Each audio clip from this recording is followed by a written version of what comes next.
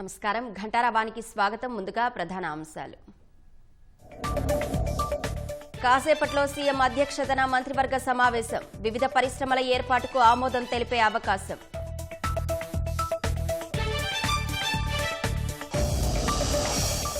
కూలీల కోసమే ఉపాధి హామీలో మార్పులన్న పురంధేశ్వరి. వికసిత భారత్ సాధనకు వికసిత గ్రామాలు ఉండాలని వ్యాఖ్య.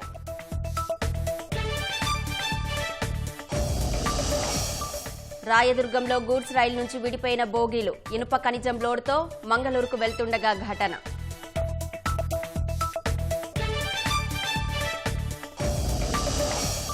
ఆపరేషన్ సింధూర్తో దెబ్బతిన్న పాకిస్తాన్ గొప్పలు. తమ యుద్ధ విమానాలకు డిమాండ్ పెరిగిందంటూ ప్రగల్భాలు.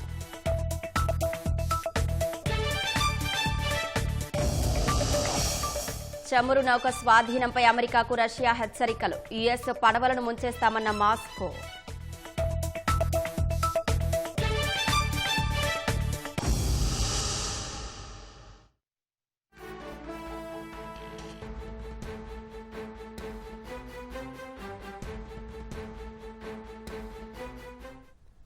ముఖ్యమంత్రి చంద్రబాబు అధ్యక్షతన కేబినెట్ భేటీ జరుగుతుంది. మరింత సమాచారం మా ప్రతినిధి కృష్ణను అడిగి తెలుసుకుందాం. కృష్ణ, కేబినెట్ భేటీలో ఏ అంశాలు చర్చిస్తున్నారు?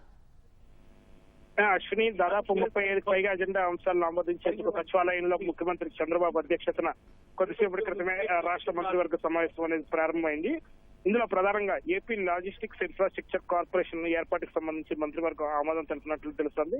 ఏదైతే మౌలిక సదుపాయాల కల్పనకు సంబంధించి, పోర్టులకు సంబంధించి మరింత మౌలిక సదుపాయాలు కల్పించడం ద్వారా మరిన్ని పెట్టుబడులు ఆకర్షించడం, తద్వారా అభివృద్ధికి దోహదం చేసేలాగా చర్యలు తీసుకోవాలని చెప్పి నిర్ణయించారు. ఇందుకు అనుగుణంగా ఇవాళ కేబినెట్ లో ఒక కీలక చర్చ దీనిపై జరిగి ఆమోదించనున్నట్లుగా తెలుస్తోంది. అలాగే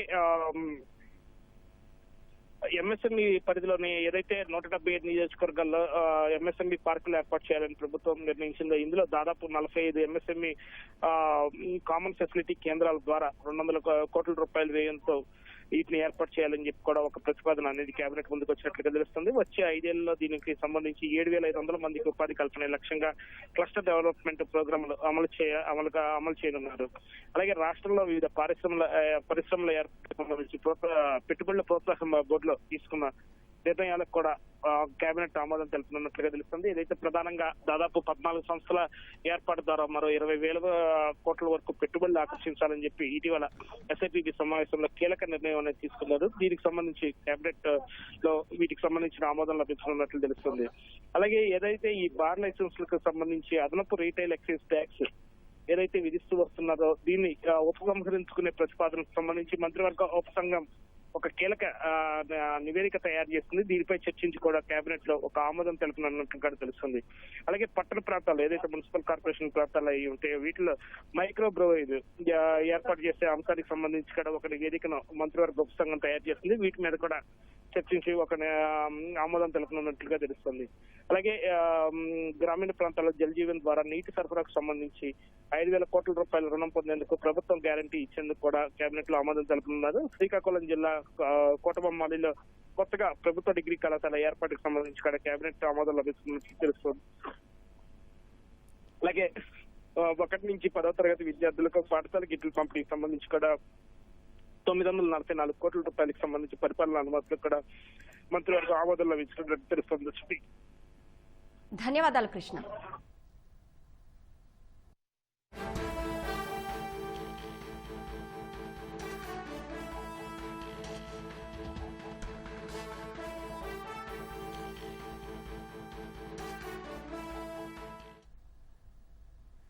పూరి తిరుపతి రైలు B5 బోగిలో స్వల్ప మంటలు చెలరేగాయి. తుని అన్నవరం మధ్య ఉదయం 6 గంటల సమయంలో ఈ ఘటన జరిగింది. బోగిలో విద్యుత్ ప్యానెల్ బోర్డు వద్ద దుప్పట్లకు అంటుకోవడంతో మంటలు వ్యాపించాయి. అప్రమత్తమైన రైల్వే సిబ్బంది అదుపు చేశారు. రాజమహేంద్రవరం స్టేషన్ వద్ద బోగిని రైల్వే సిబ్బంది పరిశీలించారు. అగ్ని ప్రమాదానికి గల కారణాలపై రైల్వే అధికారులు దర్యాప్తు చేపట్టారు.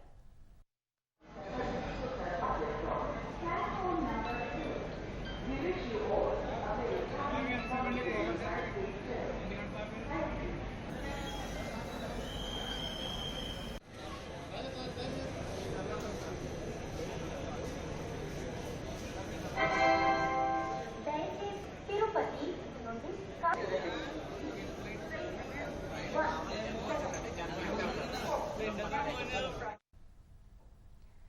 అనంతపురం జిల్లా రాయదుర్గంలో ముడి ఇనుప ఖనిజం రవాణా చేస్తున్న గూడ్స్ రైలు నుంచి బోగీలు విడిపోయాయి.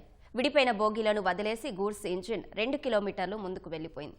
రైల్వే అధికారులు అప్రమత్తమై గూడ్స్ ను ఆపేశారు. మొత్తం 60 బోగీలు ఉండగా 6వ బోగి వద్ద లింక్ తెగిపోయినట్లు అధికారులు గుర్తించారు. రైలు కర్ణాటకలోని మంగళూరు నుంచి విజయనగరం జిల్లా తోరణగల్లులోని జిందాల్ ఫ్యాక్టరీకి వెళ్తోంది. రైల్వే శాఖ అధికారులు సిబ్బంది ముందుకు వెళ్లిన గూడ్స్ ఇంజిన్ను వెనక్కి రప్పించి మరమ్మతులు చేసి బోగీలను లింక్ చేసి తిరిగి పంపించారు.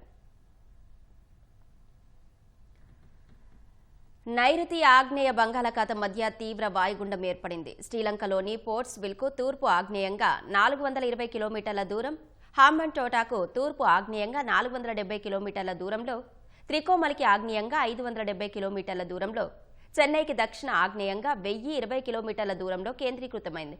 తీవ్ర వాయుగుండం గంటకు 15 కిలోమీటర్ల వేగంతో కదులుతూ 36 గంటల్లో పశ్చిమ వాయువ్య దిశగా కదిలి తీరం దాటే అవకాశం ఉన్నట్లు వాతావరణ శాఖ తెలిపింది.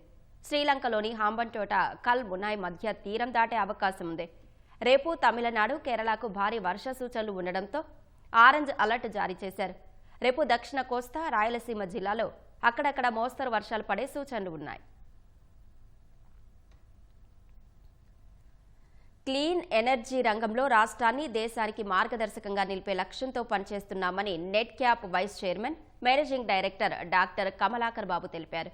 విజయవాడలో వివిధ రంగాల్లో గ్రీన్ ఎనర్జీ కోసం కృషి చేసిన 22 మందికి ప్రకాష్ మై ఎనర్జీషియా అవార్డ్స్ 2026 ప్రధానోత్సవం జరిగింది.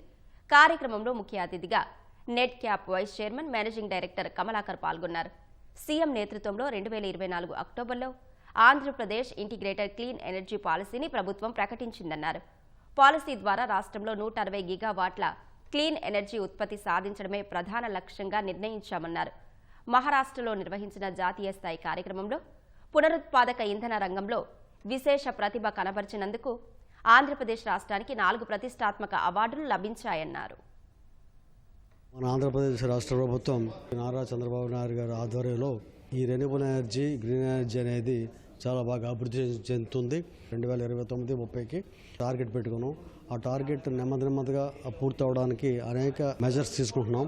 రెన్యూబుల్ ఎనర్జీ అంటేనే మనకి ఇండియాలోనే కాదు వరల్డ్లో కూడా ప్రత్యేకంగా అనేకమైన మంచి గుర్తింపు లభించింది. దాంట్లో 48 గిగావాట్లు సోలారు, 35 గిగావాట్లు విండు, అలాగే 25 గిగావాట్లు పంపుడ్ స్టోరేజ్, తర్వాత 5,000 పబ్లిక్ ఛార్జింగ్ స్టేషన్స్, దాంతోపాటు పిఎంఈ డ్రైవ్.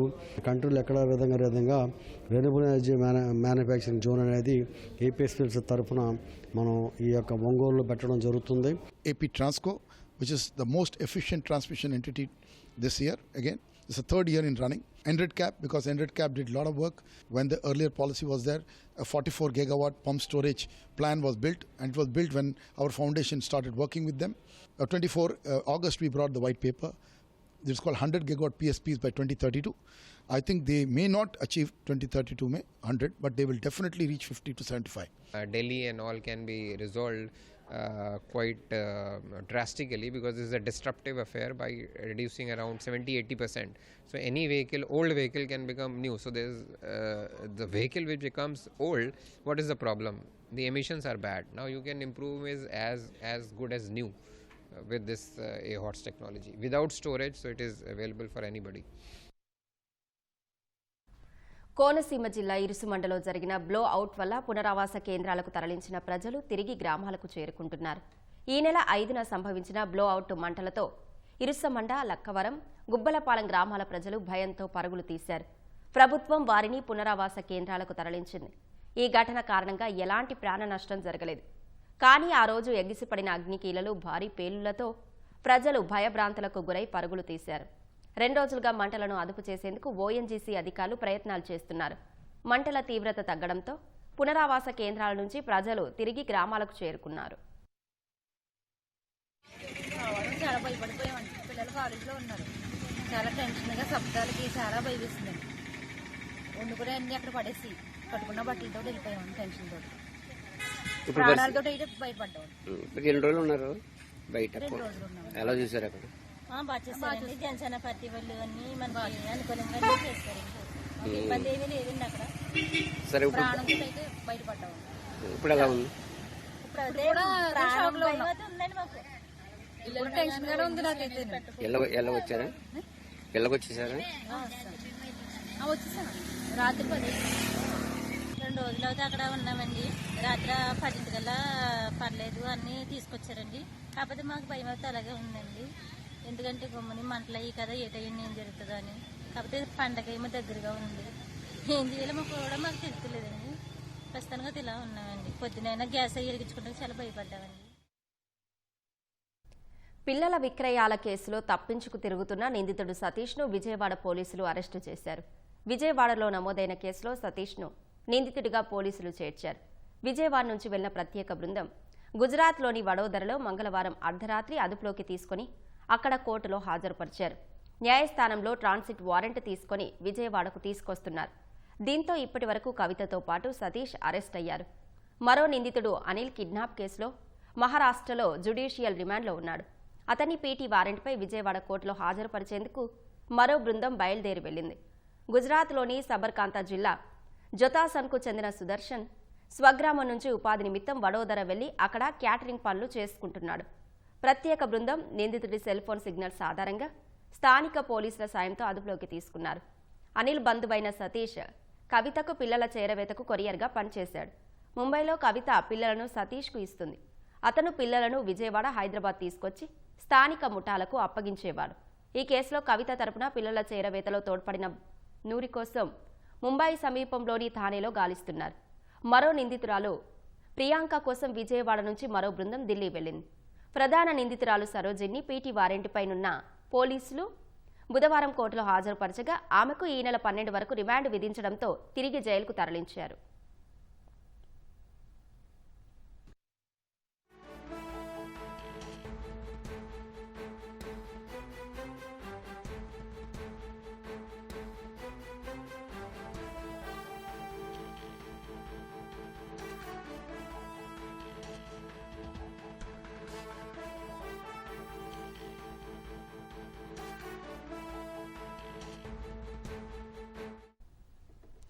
కోనసీమ జిల్లా ఇరుసుమండలోని బ్లోఅవుట్లో ఇంకా అదుపులోకి రాలేదు. మరింత సమాచారం మా ప్రతినిధి సాయికృష్ణను అడిగి తెలుసుకుందాం.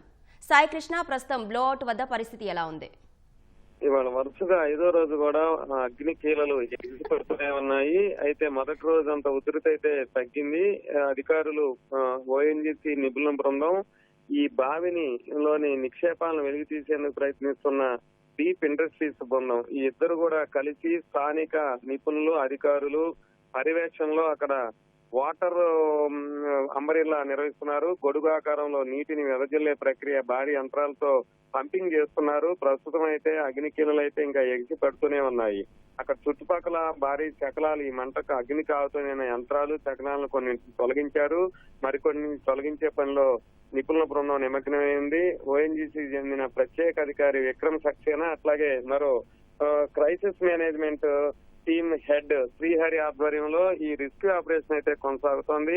ఇరుసుమండ వద్ద స్థానికులు, అలాగే గుప్పలపాలెం, లక్కవరం ఈ పరిసర గ్రామాల ప్రజలు కూడా వారి పనుల్లో నిమగ్నమై ఉన్నారు. అధికారులు, ప్రజాప్రతినిధులు, స్థానిక రాజోలి ఎమ్మెల్యే దేవ వరప్రసాద్, అమలాపురం ఎంపీ హరీష్ మాధుర్ కూడా 3 రోజుల పాటు వీటిని పరిస్థితిని సమీక్షించి అక్కడ మొత్తం స్థానికులకైతే భరోసా ఇచ్చారు. స్థానికులు కొంత నిన్న నిరసన వ్యక్తం చేశారు. తమకు పరిహారం అధిక మొత్తంలో చెల్లించాలి, ఈ తక్షణం ఈ ఎగిసిపడుతున్న ఓఎన్జీసీ బావుల్ని ఆపేయాలి, ఇక్కడ నిక్షేపాలు, చమురు, సహజవాయు నిక్షేపాలు వెలికి తీసే క్రమంలో ఇలాంటి ప్రమాదాలు జరగకుండా పూర్తి భరోసా ఇవ్వాలని వారంతా కూడా డిమాండ్ చేసిన నేపథ్యంలో తక్షణం దీన్ని ఆపేందుకు అధికార యంత్రాంగం, నిపుణుల బృందం ముమ్మరంగా కృషి చేస్తోంది. ఓఎన్జీసీ వర్గాలు అట్లాగే డీప్ ఇండస్ట్రీస్ సంబంధించిన నిపుణుల బృందం ఇస్తున్న సమాచారం ప్రకారం ఇది మరికొన్ని రోజులు ఈ ప్రక్రియ కొనసాగే అవకాశం ఉందని చెప్తున్నారు. ఈ బావిని పూర్తిగా పూడ్చడానికి వారు అన్ని ప్రయత్నాలు అయితే చేస్తున్నారు. వాటర్ పంపింగ్ ద్వారా ఎగిసిపడుతున్న మంటలను తీవ్రతను తగ్గించేందుకు ప్రయత్నం చేస్తున్నారు. క్రమంగా కొంత తగ్గిన తర్వాత వాటిలోకి రసాయనాలతో కూడిన మట్టిని పంపింగ్ చేస్తారు కిందకి. ఆ తర్వాత ఆ బావికి బిరడా బిగిస్తేనే పూర్తిగా ఈ మంటలు అదుపులోకి వచ్చినట్టు, ఇక్కడ రెస్క్యూ ఆపరేషన్ పూర్తి చేసినట్టు. ఈ క్రమంలోనే పూర్తిగా ఇక్కడ నిపుణుల బృందం అయితే శ్రమిస్తోంది. మరికొన్ని రోజులు ఈ అగ్నికీలలో ఎగిసిపడే అవకాశం ఉంది. కొంత ఉధృతి తగ్గినప్పటికీ ఇది ఎప్పుడు పూర్తిగా నియంత్రణలోకి వస్తుందని మాత్రం మలికిపురం మండలం ఈ స్థానిక చుట్టుపక్కల గ్రామాల్లో అయితే తీవ్రమైన ఉత్కంఠ నెలకొంది. ధన్యవాదాలు సాయికృష్ణ.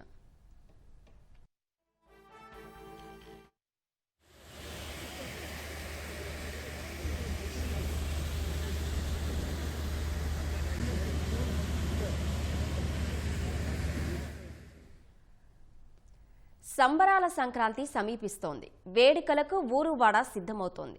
రాష్ట్ర సచివాలయంలో సంక్రాంతి సంబరాలు మిన్నంటాయి. సచివాలయం ప్రాంగణమంతా ముత్యాల ముగ్గులతో ముస్తాబైంది. అందమైన రంగవల్లులతో అలంకరణలు ఆకట్టుకున్నాయి. గొబ్బెమ్మలతో సచివాలయం రోడ్లను ముస్తాబు చేసిన మహిళా ఉద్యోగులు మకర సంక్రాంతికి స్వాగతం పలికారు. పలు రకాల పోటీల్లో పాల్గొని మిగిలిన ఉద్యోగులు సంతోషం వ్యక్తం చేస్తున్నారు. రంగురంగుల రంగవల్లులతో పుడమి తల్లిని అలంకరిస్తోన్న ఈ మహిళలను చూడండి. నిత్యం పని ఒత్తిడిలో ఉండేవారంతా ఒక్కచోటకు చేరి ఆనందంగా ముగ్గుల పోటీల్లో పాల్గొన్నారు. ఆవు పేడతో గొబ్బెమ్మలను చేసి అందమైన ముగ్గులపై అలంకరించారు. సచివాలయంలో కీలకమైన కార్యకలాపాలను సమర్థంగా నిర్వహిస్తూ ప్రజలకు సుపరిపాలనను అందించడంలో ప్రభుత్వానికి సహకరిస్తున్న అధికారులు, గవర్నర్, సీఎం, మంత్రుల పేషీలో కీలక బాధ్యతలు నిర్వర్తించే అధికారులు సచివాలయం బయట సందడి చేశారు. రోజంతా కంప్యూటర్ కీబోర్డులు, కీలకమైన దసరాల పరిష్కారంతో బిజీగా ఉండే వీరంతా సచివాలయం బ్లాక్ల ముందు రోడ్లపై రంగవల్లులు అద్దారు. చాలా మంచిగా జరుపుకుంటున్నాము. అడ్వాన్స్ హ్యాపీ పొంగల్ లాగా ఫీల్ అవుతున్నామండి. ముగ్గుల పోటీ పెట్టించినందుకు మాకు చాలా సంతోషంగా ఉంది. ప్రకృతి కాపాడండి సార్, ప్రకృతిని రక్షించండి. ప్రకృతిలోనే మన మనుషులు ఉన్నాము. మన మానవ లోకం సార్, మనుషులందరూ ఏకమై ఉండాలని నేను కోరుకుంటున్నాను. ప్రకృతిని చల్లగా కాపాడితే అది మనల్ని రక్షిస్తుంది, కాపాడుతుంది. ఈ సంక్రాంతి పోటీలు కానీ, స్పోర్ట్స్ మీటప్పుడు కానీ, ఈ 2 సందర్భాల్లో మాకు అవకాశం ఉంటుంది. ఎప్పుడు డెస్క్ టాప్ ముందు కూర్చొని వర్క్ చేసుకునే మాకు కొంచెం లీజర్గా ఉంటుంది. ప్లస్ మా యొక్క క్రియేటివిటీని చూపించడానికి కానివ్వండి, ఇది పోటీలాగా నేను తీసుకుని యాక్చువల్గా సెలబ్రేషన్లా తీసుకుంటాను. సో సెలబ్రేషన్ కాబట్టి నేను నా మొత్తం ఎఫర్ట్ అంతా పెట్టి పండగ ఇక్కడే చేసుకున్నంత ఇది ప్రయత్నం చేస్తాను అనమాట. అంతా అక్కడ చూపించడానికి నేను ట్రై చేస్తాను. సొంత ఊర్లోకి వెళ్ళిపోతాము, అందరం కలుస్తాము, చాలా హ్యాపీగా సెలబ్రేట్ చేసుకుంటాము, అందరం కలిసి ఉంటాం కాబట్టి ఆ 4 రోజులు 3 రోజులు హ్యాపీగా ఉంటుంది. సో గవర్నమెంట్ మాకు ఇట్లా అవకాశం ఇచ్చినందుకు మేము చాలా హ్యాపీగా ఫీల్ అవుతున్నాము. 2015 నుంచి కూడా మన government of Andhra Pradesh cultural association కొంత ఫండ్ క్రియేట్ చేసి మనకి ఇస్తూనే ఉన్నారు. దాన్ని బట్టి ముగ్గులు పోటీలు, ప్రీవియస్ కబడ్డీ పోటీలు, ఇప్పుడు జెంట్స్కి వాలీబాల్ పోటీలు చేస్తున్నారు. మేము ప్రతి సంవత్సరం ఏంటో చాలా హ్యాపీగా పార్టిసిపేట్ చేస్తున్నాం. ఎప్పుడు మన ఆఫీస్లో బిజీగా ఉంటాము, కానీ దీంట్లో పార్టిసిపేట్ చేయడం చాలా ఆనందంగా ఉంది. 400 మంది ఇక్కడ మహిళా మనులు దీంట్లో పార్టిసిపేట్ చేశారు. ప్రతి ఒక్కరు చాలా హ్యాపీగా చిన్నప్పుడు మేము ఎలా వేసాం దాన్ని గుర్తు తెచ్చుకుంటూ మనకి ఇక్కడ పార్టిసిపేట్ చేశారు. చాలా హ్యాపీగా ఉందండి. సంక్రాంతి వేడుకల్లో భాగంగా రాష్ట్ర ప్రభుత్వం నిర్వహించిన పోటీల్లో నువ్వా నేనా అన్నట్లుగా పాల్గొని సంబరాల సంక్రాంతిని రంగవల్లులతో ముందే స్వాగతం పలికారు. సచివాలయం ముందు వెడల్పైన రోడ్లను అందంగా రూపుదిద్దారు. ముఖ్యమంత్రి కార్యాలయం, మంత్రులు, విభాగ అధిపతులు కొలువుండే సచివాలయంలో 300 మంది మహిళా ఉద్యోగులు పోటీలో పాల్గొన్నారు. శాసనసభ, లోక్ భవన్లో విధులు నిర్వహించే మహిళా ఉద్యోగులు మేము సైతం అంటూ రంగవల్లులు వేయడంలో పోటీ పడ్డారు. సంక్రాంతి విశిష్టత, సంస్కృతి, సాంప్రదాయాలను తెలుపుతూ అదనపు సొబగులు అద్ది ఆకర్షణీయంగా రూపుదిద్దారు.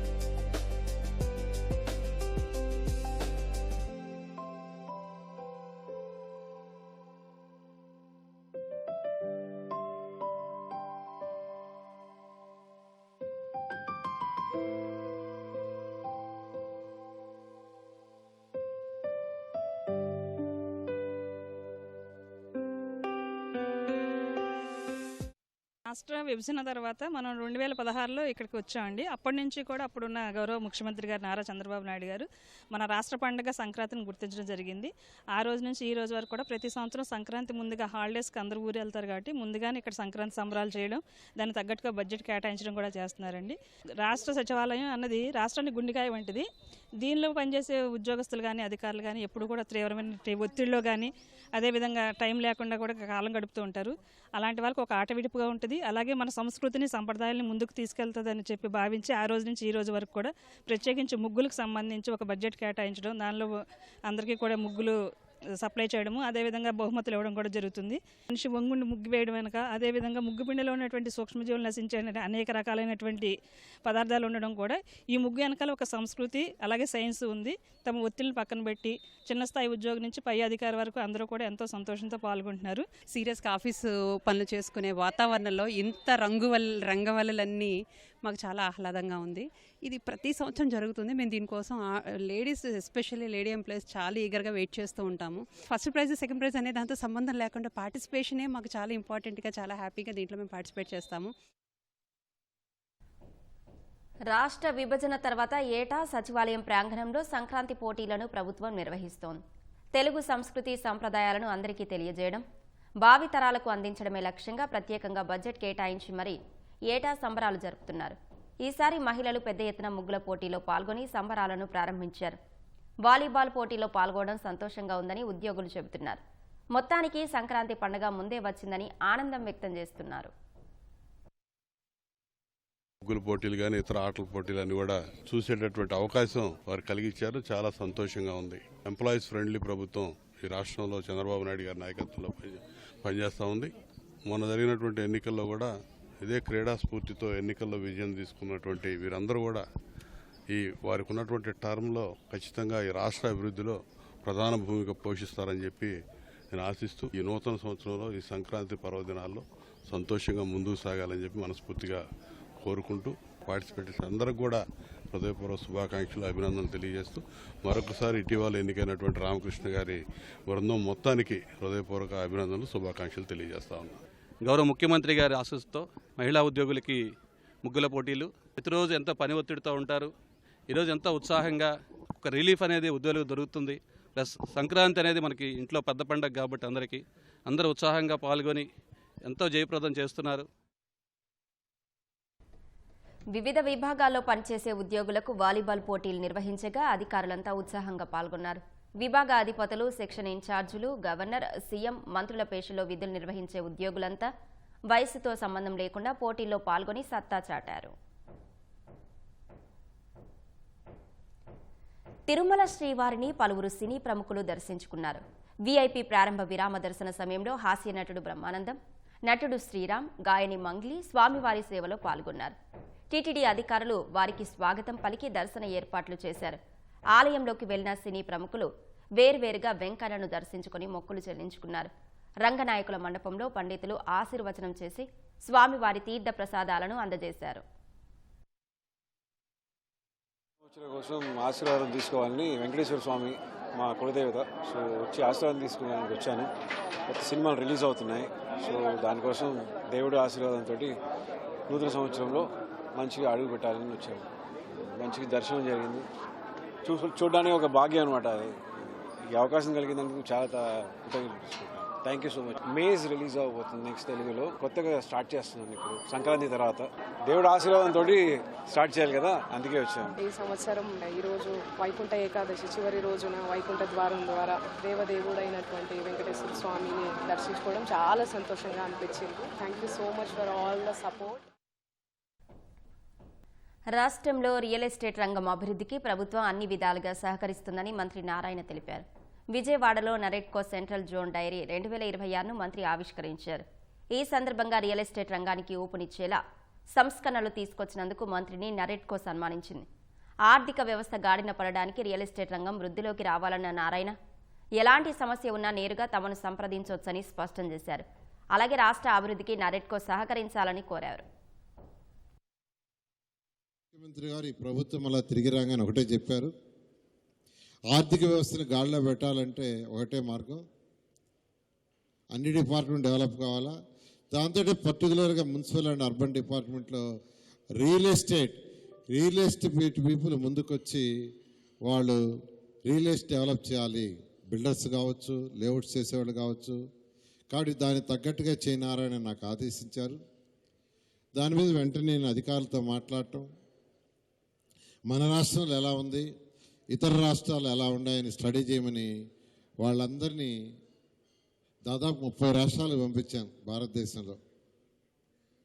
తర్వాత ఈ నెరెట్కో మీలాంటి ఆర్గనైజేషన్స్ వాళ్ళందరికీ చెప్పాను, మనకంటే అక్కడ సులభతరంగా ఉండే రూల్స్ అండ్ రెగ్యులేషన్స్ ఏమున్నాయో తీసుకురండి, డిస్కస్ చేస్తాం, బెటర్గా చేస్తామని చెప్పడం.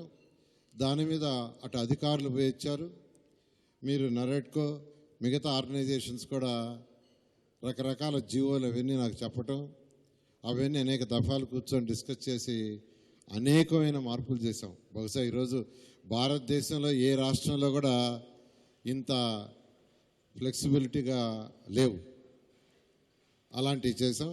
ఆర్థిక వ్యవస్థ మళ్ళా గాడిలో పడాలంటే ఈ రియల్ ఎస్టేట్ రంగం చాలా ఇంపార్టెంట్ చెప్పటం, దాని మీద రిఫార్మ్స్ అన్ని చేసాం. మీ అందరికీ నేను ఒకటే చెప్తాను, మీరు ఏ సమస్య ఉన్నా మీరు డైరెక్ట్గా నేరుగా ఆఫీస్కి రావచ్చు, డైరెక్ట్గా డిస్కస్ చేయొచ్చు. మార్కాపురం జిల్లాలో పోలీసులు కార్డన్ సెర్చ్ నిర్వహించారు. కనిగిరిలో డీఎస్పీ సాయి ఈశ్వర యశ్వంత్ ఆధ్వర్యంలో తెల్లవారుజామున పలు ప్రాంతాల్లో పోలీసులు తనిఖీలు నిర్వహించారు. మార్కాపురంలోని ఎస్టేట్, ఏకలవ్య కాలనీ తదితర ప్రాంతాల్లో డ్రోన్ కెమెరాలతో తనిఖీలు చేపట్టిన పోలీసులు సరైన పత్రాలు లేని 24 ద్విచక్ర వాహనాలను స్వాధీనం చేసుకున్నారు. కనిగిరిలో గంజాయితో పాటు 50 ద్విచక్ర వాహనాలను స్వాధీనం చేసుకున్నారు. మత్తు పదార్థాలకు వ్యతిరేకంగా స్థానిక చెక్పోస్ట్ సెంటర్ నుంచి పామూరు బస్టాండ్ వరకు ర్యాలీ నిర్వహించారు. అనంతరం మానవహారంగా ఏర్పడి డ్రగ్స్, గంజాయి వంటి మత్తు పదార్థాలను సేవించవద్దని డీఎస్పీ స్థానికులతో ప్రతిజ్ఞ చేయించారు. గంజాయి పట్టుకోవడం జరిగింది. వాళ్ళని సబ్సిక్వెంట్గా హాస్పిటల్లో మనం డీల్ చేస్తాము. At the same time traffic awareness మీద కూడా మనకు ఈ ప్రోగ్రామ్ కండక్ట్ చేయడం జరిగింది. ఒక 50 వెహికల్స్ దాకా సీజ్ చేశాము. అన్నిటికీ చలాన్స్ వేసి వాళ్ళకు ప్రాపర్ కౌన్సిలింగ్ ఇచ్చిన తర్వాత మాత్రమే రిలీజ్ చేస్తాము. అలాగే ఈ మానవహారం లాగా ఫామ్ చేసి ప్రతి ఒక్కరితో కూడా ఫ్యూచర్లో గంజాయి కన్సంప్షన్ కానీ, దాని సేల్ కానీ, లేకపోతే ఎటువంటి విధమైనటువంటి థింగ్ని కానీ గంజాయికి సంబంధించినటువంటి చేయము అని చెప్పేసి ఇక్కడ గౌరవ జిల్లా ఎస్పీ గారి ఆదేశాల మేరకు కనిగిరి సబ్ డివిజన్లో కండక్ట్ చేయడం జరిగింది.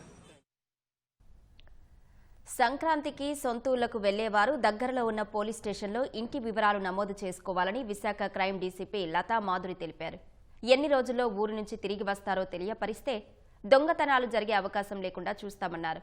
ప్రతి ఇంటి దగ్గర తప్పనిసరిగా సీసీటీవీ కెమెరాలు ఏర్పాటు చేసుకోవాలని సూచిస్తున్న లతా మాధురితో మా ప్రతినిధి ఉషారాణి ముఖాముఖి. సంక్రాంతి పండుగ వస్తుందంటే చాలు సొంతూళ్ళకి ఎప్పుడెప్పుడు వెళ్దామని ప్రజలందరూ ఎదురు చూస్తూ ఉంటారు. ఇదే సమయం చూసుకుని దొంగలు తమ చేతివాటాన్ని ప్రదర్శిస్తూ ఉంటారు. ఎటువంటి జాగ్రత్తలు తీసుకోవాలి, సొంతూళ్లకు వెళ్లేటప్పుడు క్రైమ్ డీసీపీ లతా మాధురి మనతో ఉన్నారు. ఎలాంటి ఏర్పాట్లు చేశారో ఆమెను అడిగి తెలుసుకుందాం. నమస్తే మేడం. సంక్రాంతి పండుగ అనగానే అందరూ ఎగ్జైట్మెంట్తో ఎక్కువ ఉంటూ ఉంటారు. ఇంటిని తాళాలు వేసి మొత్తం ఇంటిల్లి పాది వెళ్ళిపోయే పరిస్థితి. అయితే అటువంటి వారు ఎలాంటి జాగ్రత్తలు తీసుకోవాలి? వైజాగ్ సిటీ పబ్లిక్ అందరికీ కూడా అడ్వాన్స్ సంక్రాంతి శుభాకాంక్షలు తెలియజేస్తున్నాను. ఇప్పుడు ఆల్రెడీ మేము ఎన్యూమరేషన్ చేసుకుంటున్నాం, లాక్డ్ హౌసెస్ ఎన్ని ఉన్నాయని డైలీ మేము చేస్తాము. బట్ ఇన్ పర్టికులర్ పండగకి వెళ్ళినప్పుడు ఇల్లు తాళం వేసి వెళ్ళినప్పుడు పోలీస్ స్టేషన్లోని ఇన్ఫామ్ చేస్తే మేము సర్వేలెన్స్ ద్వారా బీట్ ద్వారా కవర్ చేస్తాము. లేదంటే అవైలబిలిటీని బట్టి LHMS ఉన్న ఆ డివైసెస్ను కూడా వాళ్ళకి మేము అరేంజ్ చేయడం జరుగుతుంది. ఆ రకంగా కూడా మానిటర్ చేస్తాము. అట్లాగే సీసీ కెమెరాస్ కూడా పెట్టించుకుంటే అదొక కైండ్ ఆఫ్ ప్రివెంటివ్. ఇక్కడ సర్వేలెన్స్లో ఉంది ఈ పర్టికులర్ హౌస్ అంటే దాన్ని బ్రేక్ చేయటానికి వెనకాడతారు కదా, కొంచెం ఆ రకంగా ప్రివెంటివ్ కూడా పబ్లిక్ సైడ్ నుంచి కూడా మేము ఎక్స్పెక్ట్ చేస్తున్నాము. పోలీస్ స్టేషన్లో వాళ్ళు ఊరు వెళ్తున్నట్టు తెలియపరచాలని మీరు చెప్తున్నారు. అంటే చాలామంది మనం ఎందుకులే పోలీసు వాళ్ళకి మనం ఊరు వెళ్తున్నట్టు తెలియపరచడం అని అనుకునేవారు కొంతమంది ఉంటారు. సీసీ కెమెరాలు కూడా ప్రతి ఇంటి దగ్గర ఉండాలని మీరు ఎప్పటికప్పుడే అవగాహన కల్పిస్తున్నారు. అవి కూడా పెట్టుకునే స్తోమత కొంతమందికి ఉండకపోవచ్చు. అలాంటి వారు ఎలాంటి జాగ్రత్తలు తీసుకోవాలి? మాకు ఇంటిమేట్ చెక్ మేము కూడా పోలీస్ డిపార్ట్మెంట్ తరపున మా క్రైమ్ వింగ్ ఇన్ పర్టికులర్ మేము ఎన్యూమరేషన్ చూసుకున్నాం. మాకు డీకోల్డ్స్ అని డే బీట్స్ ఉంటాయి, క్రైమ్ బీట్స్ సెపరేట్గా ఉంటాయి. మేము కూడా అబ్జర్వేషన్లో పెట్టుకుంటున్నాము. బట్ పబ్లిక్ కూడా కొంచెం ముందుకు వచ్చి మాకు ఇన్ఫామ్ చేస్తే మేము ఖచ్చితంగా ఆ హౌస్ని మేము మా బీట్లో కవర్ చేస్తాము. అఫెన్స్ జరగకుండా మేము ప్రివెంట్ చేస్తాము. అట్లాగే విలువైన వస్తువులు ఏమైనా ఉంటే మొత్తం అందరు ఇంటిలిపాది లాక్ చేసి వెళ్ళేటప్పుడు అవి బ్యాంక్ లాకర్లో పెట్టుకోమని కూడా మేము సలహా ఇస్తున్నాము. అది కూడా ఒక మంచి మెజర్ అవుతుంది. ఈ సంక్రాంతి పండుగ అనగానే వాచ్మెన్స్ కూడా వాళ్ళ సొంత ఊర్లకి వెళ్తూ ఉంటారు. అంటే అపార్ట్మెంట్స్లో కూడా వాచ్మెన్స్ ఉండరు. అపార్ట్మెంట్స్ మీద కూడా ఎక్కువ దొంగతనాలు గతంలో కూడా జరిగాయి. అటువంటి దొంగతనాలు చేసిన వారిని ముందుగానే అరెస్ట్ చేయడం ఇలాంటివి ఏమైనా జాగ్రత్తలు తీసుకుంటారా? మేము అవేర్నెస్ ఆల్రెడీ మేము in the run up to festival మేము అవేర్నెస్ క్యాంపెయిన్స్ బాగా ఎక్కువగా చేస్తున్నాం ప్రతి స్టేషన్ జ్యూరిస్డిక్షన్లో కూడాను. అంటే పబ్లిక్లో కైండ్ ఆఫ్ ఎటువంటి జాగ్రత్తలు తీసుకోవాలి, ఏం చేయాలి అనే అవేర్నెస్ మేము చేస్తున్నాము. అలాగే మీరు అన్నది చాలా కరెక్ట్. ఇప్పుడు వాచ్మెన్ కొన్ని అపార్ట్మెంట్స్కి వాచ్మెన్ ఉండట్లేదు. మేము అంతకుముందు ఒక డ్రైవ్ లాగా చేసి మెయిన్ అపార్ట్మెంట్స్ అన్నిటికీ వాచ్మెన్ ఉండేలాగా ఎన్ష్యూర్ చేసాం. బట్ వాళ్ళు కూడా పండగకి ఊరు వెళ్ళారంటే అది ప్రాబ్లం అవుతుంది. అది కొంచెం చూసుకోవాలి, వాళ్ళు ఉండేలాగా ఎన్ష్యూర్ చేసుకుంటే మంచిదండి. ఈ రద్దీ ప్రాంతాల్లో ఎక్కువగా దొంగలు సంచరిస్తూ ఉంటారంటే అలాంటి వాళ్ళు ఏ విధంగా ప్రికాషన్స్ తీసుకోవాలంటే వెళ్తున్నప్పుడు మీరు చెప్పినట్టు చైన్ స్నాచింగ్ ఇలాంటివి జరుగుతూ ఉంటాయి. ఊళ్ళకి వెళ్ళేటప్పుడు ఈ బస్సుల్లో కూడా ఎటువంటి జాగ్రత్తలు తీసుకోవాలంటారు? మేము మా దగ్గర ఆల్రెడీ అఫెండర్స్ లిస్ట్ ఉంటుంది, సస్పెక్ట్స్ అని. వీళ్ళందరినీ నిఘా పెడుతున్నాం. రెగ్యులర్ కౌన్సిలింగ్ మేము ఆల్రెడీ స్టార్ట్ చేసాము. వీళ్ళందరికీ కూడా వార్నింగ్ ఇవ్వడం జరిగింది అఫెన్సెస్ చేయకూడదని. అదర్ దాన్ దిస్ మనకి అదర్ స్టేట్ గ్యాంగ్స్ వీళ్ళవి నుంచి ప్రొటెక్షన్ కావాలంటే మీరు అన్నట్టు వాచ్మెన్ని కంపల్సరీ పెట్టుకోవాలి. Not less than 8 hours important కాలనీస్లో ఇప్పుడు డైలీ ఒక దగ్గర కాకుండా మేము డ్రోన్స్ని కూడా యూజ్ చేసి ఆ రకంగా కూడా సర్వేలెన్స్ చేస్తున్నాము. జోన్ లాగా డివైడ్ చేసుకొని సెక్టర్స్ లాగా డివైడ్ చేసి బీట్స్ చేస్తున్నాము. ఈ నెంబర్ ఆఫ్ బీట్స్ పెరగడం వల్ల ఇంకొంచెం ఎక్కువ ఏరియాస్ కవర్ చేస్తామని ఆశిస్తున్నాము. ఇట్లా అన్ని రకాలుగా కూడా మేము కూడా చర్యలు తీసుకున్నాం.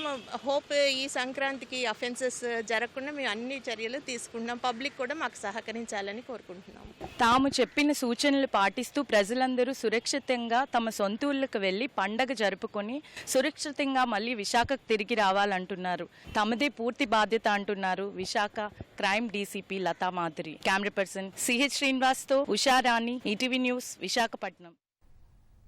టార్గెట్ తిరుమల అన్నట్లుగా వైసీపీ నేతలు పనిచేస్తున్నారని టీటీడీ బోర్డు సభ్యుడు భానుప్రకాష్ రెడ్డి ఆగ్రహం వ్యక్తం చేశారు.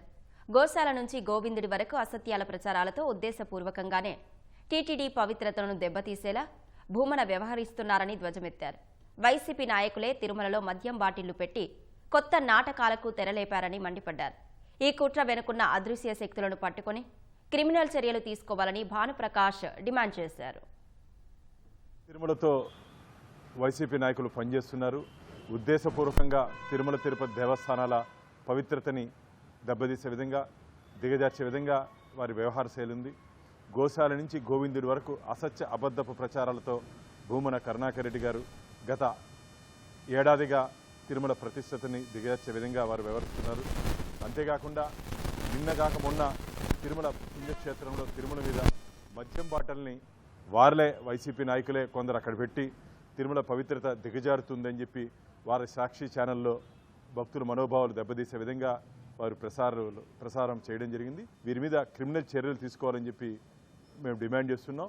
దాంట్లో సంబంధం ఉన్నటువంటి సాక్షి ఫోటోగ్రాఫర్ని అలాగే వైసీపీ నాయకుల్ని సాక్ష్యాధారాలతో పోలీస్ అధికారులు వారిని అరెస్ట్ చేయడం జరిగింది. దీని వెనకాల ఇంకా అదృష్ట శక్తులు కొన్ని ఉన్నాయి. ఎవరు చేశారో, ఏ స్థాయి వ్యక్తి ఉన్నా సరే తాడేపల్లి ప్యాలెస్ నుంచి ఆదేశాలు వచ్చినాయా, లేకపోతే తిరుపతిలో ఉన్నటువంటి కరుణాకర్ రెడ్డి గారి దగ్గర నుంచి ఆదేశాలు వచ్చినాయా, తొందరలోనే శ్రీవారి భక్తులకి పూర్తి ఆధారాలతో పాటు మేము శ్రీవారి భక్తుల ముందు పెట్టబోతున్నాం.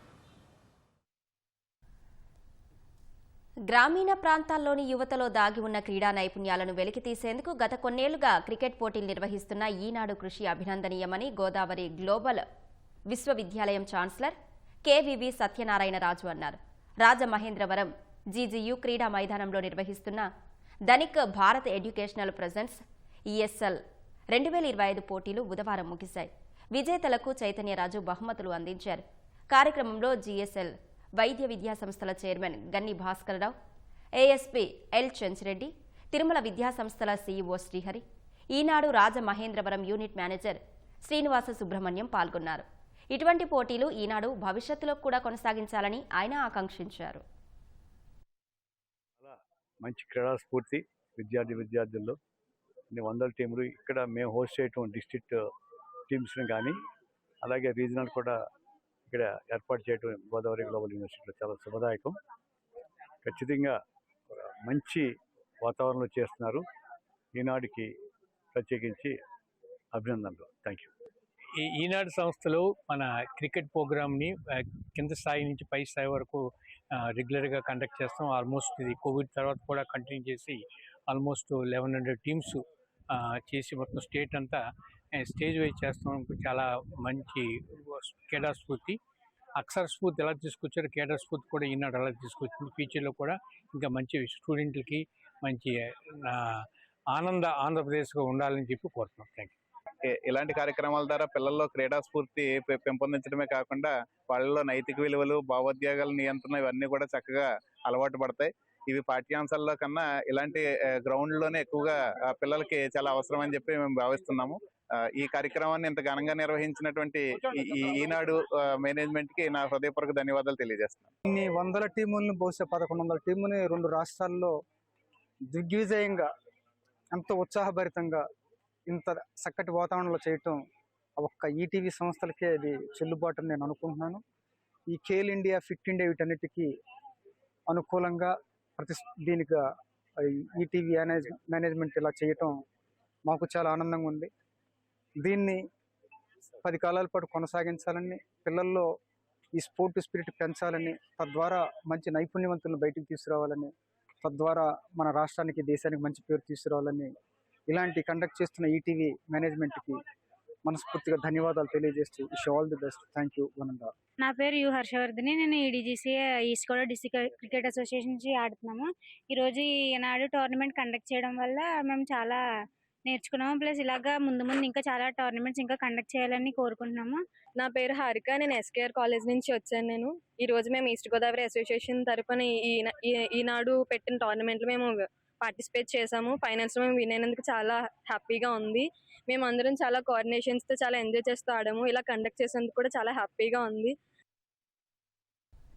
లైంగిక వేధింపు ఆరోపణలపై జాతీయ షూటింగ్ కోచ్ అంకుష్ భరద్వాజ్పై వేటు పడింది. 17 ఏళ్ల జాతీయ స్థాయి మహిళా షూటర్పై అంకుష్ లైంగిక దాడికి పాల్పడినట్లు ఆరోపణలు రావడంతో హర్యానా పోలీసులు కేసు నమోదు చేశారు. మహిళా షూటర్ ఆట తీరును అంచనా వేయాలని పిలిపించి ఫరీదాబాద్లోని ఓ హోటల్లో ఆమెపై అంకుష్ అఘాయిత్యానికి ఒడిగట్టాడు. బాధితురాలి కుటుంబీకులు ఇచ్చిన ఫిర్యాదు మేరకు కోచ్పై కేసు నమోదు చేసినట్లు పోలీసులు వెల్లడించారు. ఢిల్లీలోని డాక్టర్ కర్ని సింగ్ షూటింగ్ రేంజ్లో జాతీయ స్థాయి షూటింగ్ పోటీల సందర్భంగా మహిళా షూటర్పై ఈ లైంగిక దాడి జరిగినట్లు బాధితురాలు ఫిర్యాదులో పేర్కొంది. ఈ ఘటన గురించి ఎవరికైనా చెబితే తన కెరీర్ను నాశనం చేస్తానని, కుటుంబ సభ్యులకు హాని కలిగిస్తానని కోచ్ బెదిరించినట్లు వెల్లడించింది. ఈ ఆరోపణల నేపథ్యంలో విచారణ ముగిసే వరకు అంకుష్ భరద్వాజ్ను విధుల నుంచి సస్పెండ్ చేస్తున్నట్లు national rifle association of India NRAI ప్రకటించింది. రష్యా జెండాతో వెళ్తున్న చమురు నౌకను బ్రిటన్ సహకారంతో అమెరికా స్వాధీనం చేసుకోవడంతో ఉత్తర అట్లాంటిక్ మహాసముద్రంలో ఉద్రిక్తత నెలకొంది. ఈ ఘటనపై ఆగ్రహంతో ఉన్న మాస్కో అమెరికాను హెచ్చరించింది.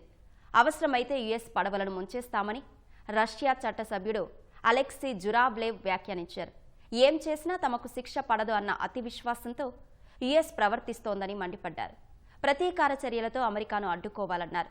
అంతర్జాతీయ చట్టాలను ఇలాగే ఉల్లంఘిస్తే మిలిటరీ దాడులను ఎదుర్కోవడానికి అమెరికా సిద్ధంగా ఉండాలని జురాబ్లేవ్ హెచ్చరించారు. అవసరమైతే టార్పిడోలతో దాడులు చేయడం, అమెరికా కోస్ట్ గార్డ్ పడవలను ముంచేయడం వంటివి చేయాల్సి వస్తుందన్నారు. వెనెజువేలా మాజీ అధ్యక్షుడు నికోలస్ మదురో నిర్బంధం తర్వాత మెక్సికో, క్యూబా, కొలంబియాలకు హెచ్చరికలు జారీ చేసిన అమెరికా అధ్యక్షుడు డొనాల్డ్ ట్రంప్ తాజాగా తన స్వరం మార్చారు. కొలంబియా అధ్యక్షుడు గుస్తావో పెట్రోతో చర్చలకు సిద్ధంగా ఉన్నట్లు ప్రకటించారు. గుస్తావోతో స్నేహపూర్వకమైన ఫోన్ సంభాషణ జరిగిందని ట్రూత్ సోషల్ వేదికగా ట్రంప్ పోస్టు పెట్టారు. మాదక ద్రవ్యాలతో పాటు ఇతర అంశాలపై తాము చర్చించుకున్నట్లు తెలిపారు. ఈ సందర్భంగా త్వరలోనే గుస్తావోతో భేటీ కోసం ఎదురు చూస్తున్నట్లు పేర్కొన్నారు. వైట్ హౌస్లో ఈ సమావేశం జరగనుందని వెల్లడించారు. మదురో నిర్బంధం తర్వాత మెక్సికో, క్యూబా, కొలంబియా సైతం డ్రగ్స్ తయారు చేసి అమెరికాకు తరలిస్తున్నాయని ట్రంప్ ఆరోపించారు. ఈ పద్ధతి మార్చుకోకపోతే వెంజువేలా లాంటి పరిస్థితినే వీరు కూడా ఎదుర్కోవాల్సి వస్తుందని బెదిరించారు. ఈ హెచ్చరికలపై గుస్తావో కూడా తీవ్రంగా స్పందించారు. ఈ నేపథ్యంలో గుస్తావోతో ట్రంప్ మాట్లాడడం ప్రాధాన్యం సంతరించుకుంది. ఆపరేషన్ సింధూర్తో చావు దెబ్బతిన్నా కూడా పాకిస్తాన్కు ఏమాత్రం బుద్ధి రాలేదు. ఒకవైపు భారత్ దాడులతో జరిగిన నష్టాన్ని పూడ్చలేక నానా తంటాలు పడుతున్నా తమ యుద్ధ విమానాలకు అంతర్జాతీయ మార్కెట్లో డిమాండ్ పెరుగుతోందంటూ పాక్ రక్షణ మంత్రి ఖవాజా ఆసిఫ్ ప్రగల్భాలు పలికారు. భారత్తో యుద్ధం తర్వాత తమ యుద్ధ విమానాలకు ఎక్కడా లేని గిరాకీ వచ్చిందని, అవి హాట్ కేకుల్లో అమ్ముడవుతున్నాయని ఆసిఫ్ గొప్పలకు పోతున్నారు. ఇకపై తమ ఆర్థిక కష్టాలు తీర్చేందుకు IMF రుణం కూడా అవసరం ఉండకపోవచ్చని పగటి కలలు కంటున్నారు. ఆపరేషన్ సింధూర్ తర్వాత పాక్కు రక్షణ ఆర్డర్లు పెరిగాయన్నారు. పాక్ సైనిక సామర్థ్యాలు ప్రపంచం దృష్టిలో పడ్డాయని వెల్లడించారు. ఆర్డర్లు ఏ స్థాయిలో అంటే 6 నెలల తర్వాత తమకు అంతర్జాతీయ IMF నుంచి రుణాల అవసరం ఉండకపోవచ్చని ఖవాజా అభిప్రాయపడ్డారు.